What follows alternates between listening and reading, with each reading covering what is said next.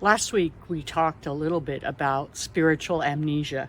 In the Gospel of Mark, there is a passage where Jesus addresses that topic with his disciples. It's in Mark 8, and Jesus has just fed the 4,000 after previously feeding the 5,000.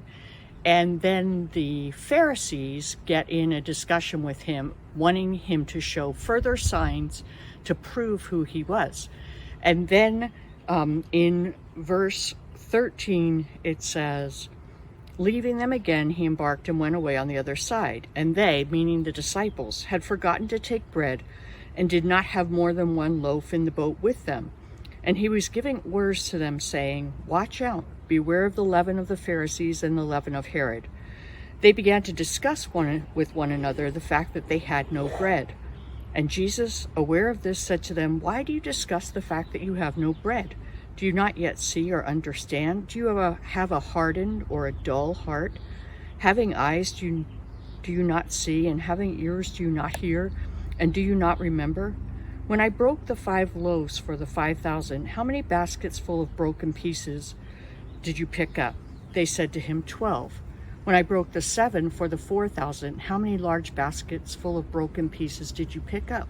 And they said to him, 7. And he was saying to them, do you not yet understand? So in this passage, we see Jesus entering into a conversation with his disciples about the leaven of the Pharisees and of Herod. Leaven in the Bible often talks about something that is bad. And I think what Jesus is talking about there is their unbelief. Remember, the Pharisees had just wanted Jesus to show further signs proving who he was. And when Jesus makes this statement about leaven to the disciples, they go off on this tangent about the fact that they don't have bread. Kind of how are they going to feed themselves? And they're thinking that Jesus is mad at them for not having bread.